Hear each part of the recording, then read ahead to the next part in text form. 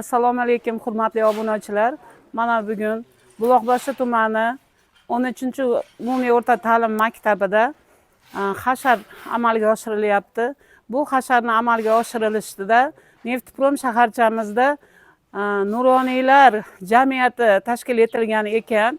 Nuroniylar jamiyati saylov jarayonida ishtirok etish uchun kelishganda maktabimizni tashqi fasadi bo'lgan, lineyka o'tkazadigan, tadbirlar o'tkazadigan joyimizni ozgina kamchiliklari borligini aniqlashdi va o'zlari ixtiyoriy holatda xayriya hasharini tashkil etishdi. Mana bugundan boshlab Abdurahmon aka hoji rahbarligida butun shu Neftprom ahlini 50 boshilari hammalari o'zlarini hissalarini qo'shib maktabimizni mana shu fasadi bo'lgan, tashqi fasadi bo'lgan lineyka o'tkazadigan joyimizni ta'mirlash ishlarini boshlab yuborishdi. Bu aylanib ko'rganimizda mana shunaqa ichida kamchiliklar borligini aniqladik. Shuni o'zimizni nimamiz bilan, ixtiyorimiz bilan mana shu yerda bolalarimiz, nevaralarimiz o'qiyotganligi uchun shuni qilishga biz o'zimiz xohishimiz bilan boshladik shu Abdurahmon hoji akamning rahbarligida. Endi bu bundoq aytganda shukrona. Yurtimizning tinchligi, yurtboshimiz olib borayotgan siyosatlari. Mana hozirgi kunda hammamiz guvoh bo'lib turibmiz. Buloqboshi tumani Sarvontepada bo'lgan ish. Viloyatimizning hokimi Shuhratbek Xushoboyevich boshchiligida butun tuman hokimlari, mahalla fuqarolar yig'inlari hammasi ana o'sha joyda hasharda.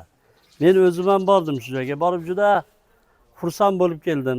Havas qilib keldim. Hammamiz birlashganimizga xursand bo'ldim.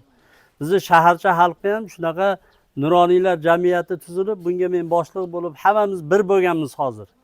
Mahalla 50 boshlari, boshqalari bu joyga saylovga kelganda maktabda bir aylanib ko'rdik.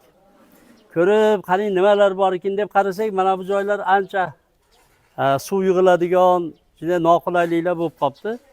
Shuning uchun hammamiz yig'ilib, bel bog'lab shu joyni tekizlab chiroyli qilyapmiz, xudo xolasa. Inshaalloh mana shunaqa ishlarimiz ko'p bo'lsin. Bu yerda o'qiyotgan bolalarimizdan xudo xolasa futbolda chempionlarimiz chiqdi maktabimizdan. Inshaalloh shunaqa chempionlarimiz chiqishga o'qituvchilarimiz hammalari va'da qilyapti. Birgalikda harakat qilamiz. Bu biz uchun bir ibrat bo'ldi. Mana shunaqa bo'lib birlashib bir ish qiladigan bo'lsak, viloyatimizning hokimiga ham mingdan ming rahmat mana. Hammaning ko'nglini ko'tardi. Prezidentimizga mingdan ming rahmat.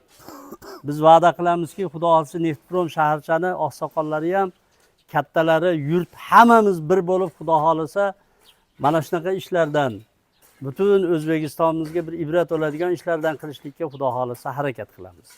Ishni boshladik xudo xolasa akalar yordamida boshligida 25-mayga Og'il qo'ng'iroqqa xudo xolasa chiroyli qilib Og'il qo'ng'iroq shu yerda o'tkazib beramiz deb niyat qilyapmiz. Niyat shu endi.